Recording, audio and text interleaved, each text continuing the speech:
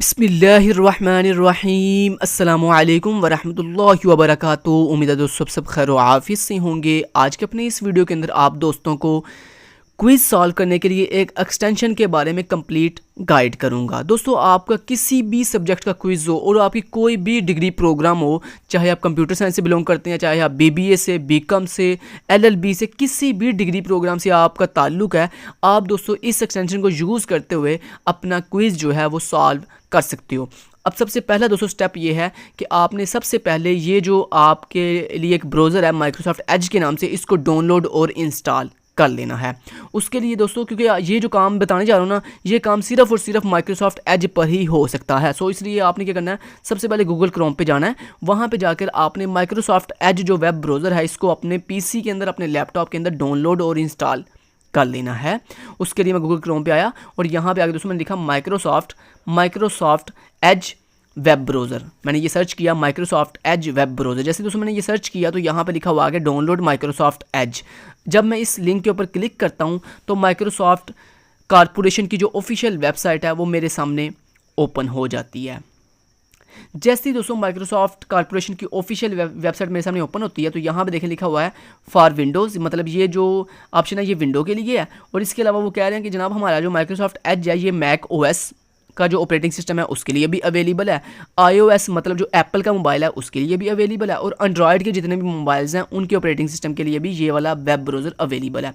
अगर दोस्तों आपके पास विंडो ऑपरेटिंग सिस्टम है लैपटॉप या फिर पीसी के अंदर, तो अगर आपके पास विंडो 11 या 10 है तो फिर आप इस डाउनलोड वाले बटन पर डायरेक्ट क्लिक कर दो।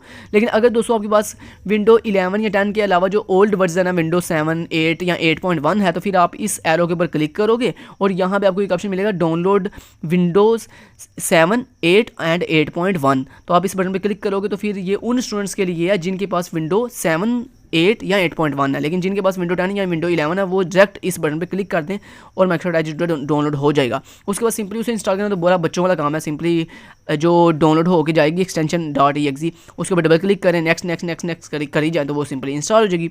जब दोस्तों successfully Microsoft Edge web browser आपके सिस्टम में इंस्टॉल हो जाएगा तो आपने माइक्रोसॉफ्ट एज को ओपन कर लेना है। जब आप माइक्रोसॉफ्ट एज को ओपन करेंगे तो ओपन करने के बाद दोस्तों सबसे पहले आपने माइक्रोसॉफ्ट एज के ऊपर चैट जीपीटी का जो अकाउंट है ये लॉगिन कर लेना है। जैसा कि आप सबको पता है कि चैट जीपीटी की बहुत ही फेमस जो है वो आर्टिफिशियल इंटेलिजेंस है। तो आपने सबसे पहले माइक्रोसॉफ्ट एज को ओपन करते सार एक टैब ओपन करना है, उस टैब पे चैट जीपीटी को लॉगिन कर लेना है। चैट जीपीटी को आप विद द हेल्प ऑफ अपने जीमेल अकाउंट भी जो है वो लॉगिन कर सकते हैं।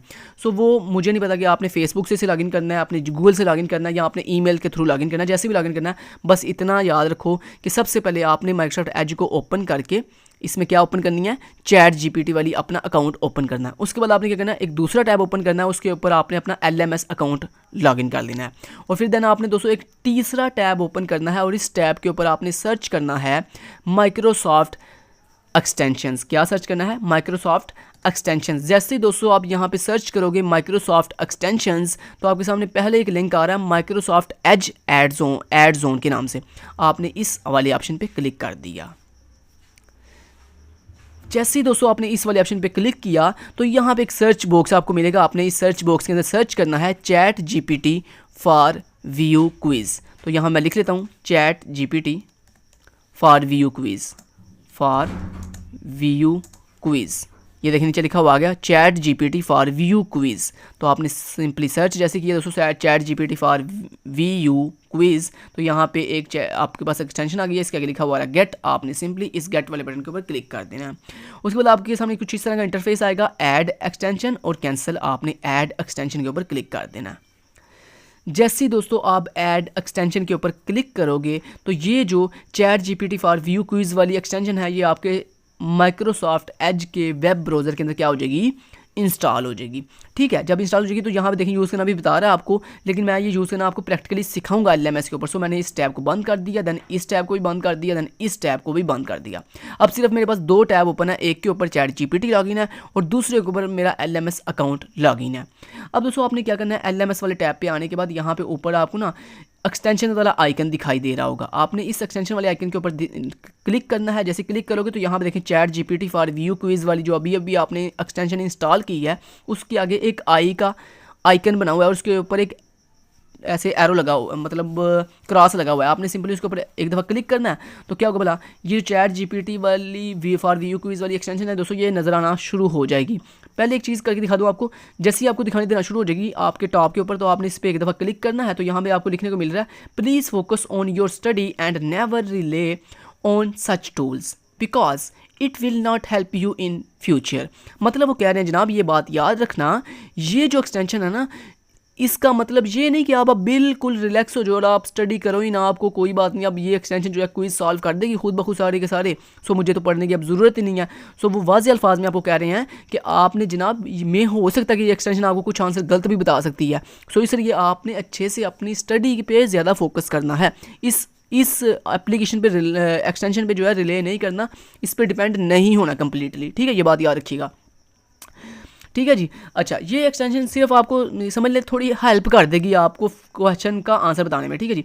अब दोस्तों हम LMS पे थोड़ा नीचे चले जाते हैं और यहाँ पे हमने जो क्विज सॉल्व करना है उस वाले ऑप्शन पे चले जाते हैं। यहाँ पे मैंने CS304 वाला जो क्विज़ है इसको सॉल्व करना है, तो मैं यहाँ पे क्विज़ वाले बटन के ऊपर क्लिक करूँगा और बस एक क्विज़ आपको सॉल्व करना सिखा देता हूँ, बाकी आप खुद कर लेंगे क्योंकि आपको इसका तरीका बताना है कि इसको यूज़ कैसे करना है।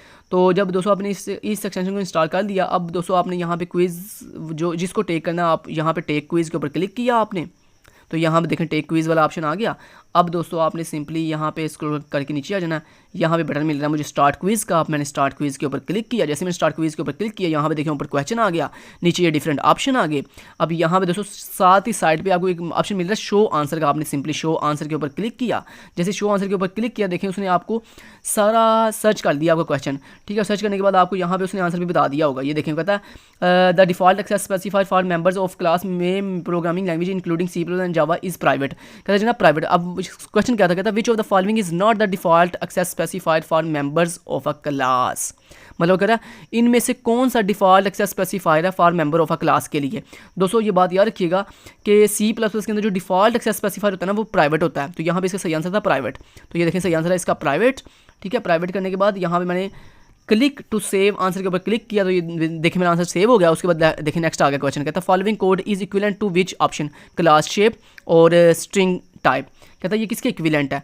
अब यहाँ पे देखते हैं ये किसके इक्विवेलेंट है, class shape protected string type, class shape public string type, private string type, ये इसके इक्वल है दोस्तों प्राइवेट, क्योंकि आपने अभी उस पीछे वाले मैंने आपको क्वेश्चन में बताया था कि कोई भी क्लास जो होती है उसमें जो भी वेरिएबल होता है वो बाय डिफॉल्ट उसकी एक्सेस स्पेसिफाइड कौन सा होता है, प्राइवेट।